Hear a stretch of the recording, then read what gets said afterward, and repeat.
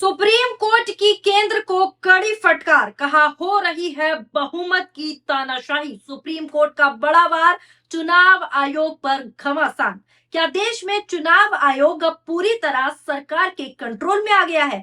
क्या मुख्य चुनाव आयुक्त की नियुक्ति को लेकर सुप्रीम कोर्ट की तल्ख टिप्पणी ने नई राजनीतिक जंग छेड़ दी है? और क्या अब चुनाव आयोग की निष्पक्षता पर उठे सवाल 2026 की राजनीति को पूरी तरह बदल देंगे? क्योंकि सुप्रीम कोर्ट ने ऐसी सख्त टिप्पणी कर दी है जिसने दिल्ली की सियासत में तूफान लाकर खड़ा कर दिया है। अदालत ने यह साफ कह दिया है कि यह बहुमत की खुली तानाशाही जैसा है। जो भी सत्ता में आता है वो खुली तानाशाही करता है। और अब इस टिप्पणी के बाद विपक्ष पूरी तरह हमलावर हो गया है। कांग्रेस से लेकर समाजवादी पार्टी तक और एआईएमआईएम से लेकर तमाम विपक्षी दल चुनाव आयोग की नियुक्ति प्रक्रिया पर सवाल उठा रहे हैं। यह हेडलाइन देखिए, यह बहुमत की तानाशाही है। चुनाव आयुक्तों की नियुक्ति पर सुप्रीम कोर्ट की केंद्र को कड़ी फटकार। अगली हेडलाइन देखिए, यह बहुमत की तानाशाही। चुनाव आयुक्तों की नियुक्ति से जुड़ी याचिका पर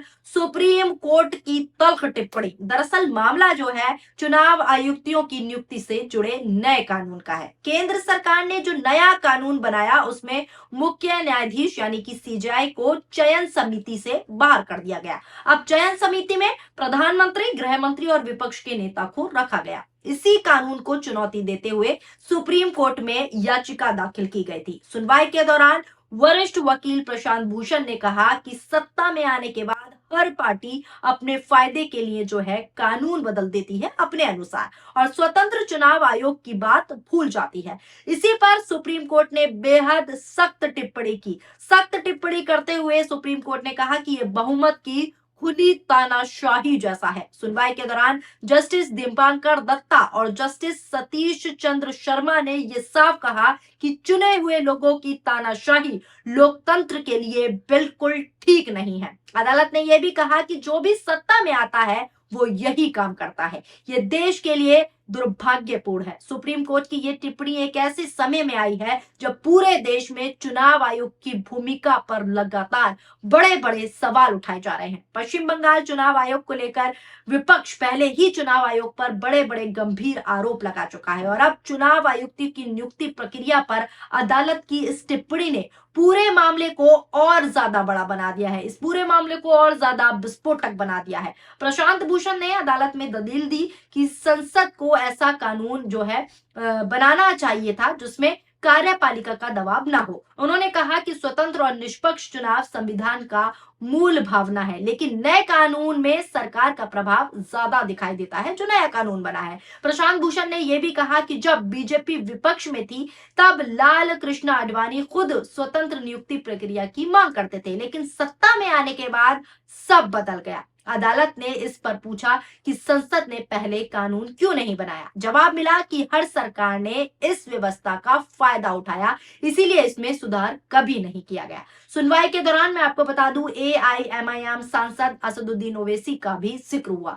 असदुद्दीन ओवैसी का जिक्र होते हुए कहा गया, ओवैसी ने कहा कि ये कानून सुप्रीम कोर्ट के अनूप बर्नेवाल फैसले की भावना के खिलाफ है। उनका आरोप था कि कानून को जल्दबाजी में पास किया गया और बहस के दौरान विपक्ष के 95 सांसदों को सस्पेंड कर दिया गया। विपक्ष का साफ तौर पर कहना है कि जिस कानून पर इतनी बड़ी बहस होनी चाहिए थी उसे वॉइस वोट से पारित कर दिया गया, यानी कि जल्दबाजी कर दी गई। यही वजह है कि अब पूरा विपक्ष इस मुद्दे को लोकतंत्र और संविधान से जोड़कर साफ तौर पर पेश कर रहा है। सबसे दिलचस्प बात तब हुई जब अदालत में जस्टिस दीपांकर दत्ता ने जो है डॉक्टर भीमराव अंबेडकर का जिक्र किया। उन्होंने कहा कि संविधान लागू होने के कुछ साल बाद ही अंबेडकर ने कहा था कि देश में लोकतंत्र सही तरीके से काम नहीं कर रहा है। अदालत की इस टिप्पणी ने पूरे राजनीतिक गलियारों में नई बहस छेड़कर रख दी है। विपक्ष अब साफ तौर पर कह रहा है कि अगर चुनाव आयोग की नियुक्ति प्रक्रिया पर ही सवाल उठेंगे तो चुनावों की निष्पक्षता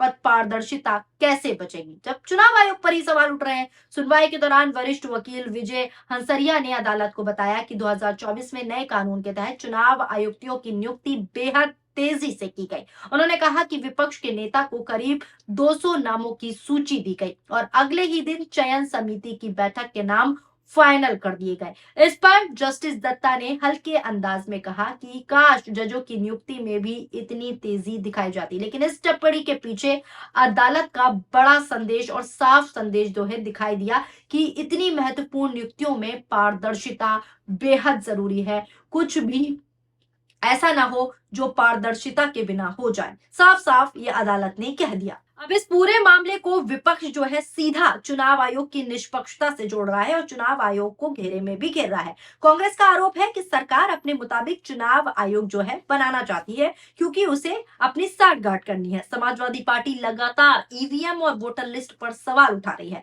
पश्चिम बंगाल चुनाव के बाद राहुल गांधी ने भी चुनाव आयोग की भूमिका पर सवाल उठाए थे, जिसकी खबर भी मैंने आपको दिखाई थी।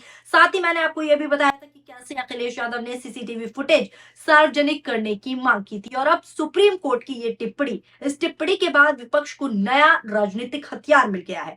राजनीतिक जानकारों की मान रहे हैं कि आने वाले दिनों में ये मामला सिर्फ चुनाव आयुक्तों की नियुक्ति पर सीमित नहीं रहेगा, बल्कि इसका असर हर चुनाव में दिखाई देगा। क्योंकि अगर अदालत ने इस कानून पर बड़ा फैसला दिया और बड़ा फैसला आया तो चुनाव आयोग की पूरी नियुक्ति प्रक्रिया जो है बदल सकती है। जी हाँ दोस्तों, दूसरी तरफ अगर अदालत सरकार के पक्ष में फैसला देती है तो विपक्ष इसे लोकतंत्र के लिए खतरा बताकर बड़ा आंदोलन खड़ा कर सकता है। ऐसी चर्चाएं भी सूत्रों से पता चल रही हैं। फिलहाल देश की नजर अब सुप्रीम कोर्ट पर टिकी हुई है, सुप्रीम कोर्ट के फैसले पर टिकी हुई है। सवाल यही है कि क्या अदालत चुनाव आयुक्तों की नियुक्ति वाले नए कानून को बदलने का आदेश देगी? क्या सीजेआई को फिर चयन समिति में शामिल किया जाएगा? क्योंकि जल्दबाजी में हटा दिया गया है, विपक्ष का आरोप है। क्या चुनाव आयोग की स्वतंत्रता को लेकर नई गाइडलाइंस बनेंगी, गाइडलाइंस जारी होंगे? और सबसे बड़ा सवाल, क्या सुप्रीम कोर्ट की बहुमत की तानाशाही वाली टिप्पणी आने वाले चुनावों की राजनीति को पूरी तरह बदल देगी? क्योंकि अब लड़ाई सिर्फ कानून की नहीं रही, बल्कि लोकतंत्र के भरोसे की भी बन चुकी है, पारदर्शिता की भी बन चुकी है। क्योंकि बंगाल चुनाव के परिणाम के बाद जिस तरीके से ममता बनर्जी हुई या फिर अभिषेक बनर्जी हुई, लगातार 100 सीटों पर धांधली हुई है, मशीनों में गड़बड़ी हुई है, इस तरह के आरोप लगा रहे हैं जो मैंने भी आपको सुनाया। आपको एक बार फिर से अभिषेक बनर्जी का बयान सुनवाती हूँ कि किस तरीके से वो कह रहे हैं कि ईवीएम में गड़बड़ी हुई है और किस तरीके से धांधलेबाजी की गई काउंटिंग के दौरान, वो भी आपको दिखा देती हूँ। नजर डालिए अभिषेक बनर्जी की इस वीडियो पर। मैं 100 ऐसे देता हूँ आपको एसी, इलेक्शन कमीशन 10 रिलीज कर देता है। काउंटिंग सेंटर का पूरा दिन का सीसीटीवी फुटेज खास करके 12 बजे के बाद से 6 बजे तक का 6 घंटा रिलीज कर दे। मैं आपको कंप्लेंट का कॉपी देता हूं जहां पे 17C में जो ईवीएम रिकॉर्ड हुआ था और जो काउंटिंग टेबल में जो ईवीएम आया, दोनों अलग मशीन है, सीरियल नंबर मैच ही नहीं कर रहे। मैं देता हूं आपको, चिट्ठी भेजता हूं मीडिया ग्रुप में अभी। और ये आज मैं नहीं दे रहा हूं, कल हमारे काउंटिंग एजेंसी आरओ को दिया है, जहां पे मान लीजिए वोटिंग मशीन्स जो पूरा दिन आप ये कैमरा पर यूज कर रहे हो, बूम यूज कर रहे हो, भाई इसको आपको चार्ज तो करना पड़ता है। 12 घंटा मशीन यूज हुआ है, जिसका चार्ज खत्म हुआ 50%, 55%, 59%, 60%, 90% मशीन्स वेयर 92%, 93%, 95% चार्ज। ये कैसे संभव है? साफ तौर पर अभिषेक बनर्जी का कहना है कि टाइमिंग के साथ हमें 12 से शाम 6 बजे तक का सीसीटीवी फुटेज दे दीजिए। हम जनादेश अगर हार का है तो हम हार मान लेंगे, अन्यथा ये बड़ी धांधलेबाजी हुई है। साफ तौर पर टीएमसी का यह आरोप है। वहीं दूसरी तरफ अखिलेश यादव ने भी बयान दिया था कि सीसीटीवी फुटेज सार्वजनिक की जाए, लेकिन अभी तक आधिकारिक बयान कोई भी चुनाव आयोग की तरफ से नहीं आया है। लेकिन अब ये मामला जो है लोकतंत्र के भरोसे का और पारदर्शिता का बन चुका है। और जिस तरीके से अभी मैंने आपको खबर बताई कि किस तरीके की टिप्पणी सुप्रीम कोर्ट में हुई, तल्ख टिप्पणी दी गई अदालत में कि कैसे जल्दबाजी में सीजेआई का नया कानून लाया गया, उसमें किस तरीके से बदलाव किए गए, वो मैंने आपको बताया। लेकिन अब जो सबकी निगाहें हैं वो सुप्रीम कोर्ट के फैसले पर है कि सुप्रीम कोर्ट इसमें क्या फैसला लेगा, इस पर सबकी निगाहें हैं। फिलहाल आपकी इस खबर को लेकर क्या राय है, नीचे कमेंट बॉक्स में अपनी प्रतिक्रियाएं जरूर दीजिएगा। वीडियो पसंद आई हो तो वीडियो को लाइक कीजिए, चैनल को सब्सक्राइब कीजिए। शुक्रिया।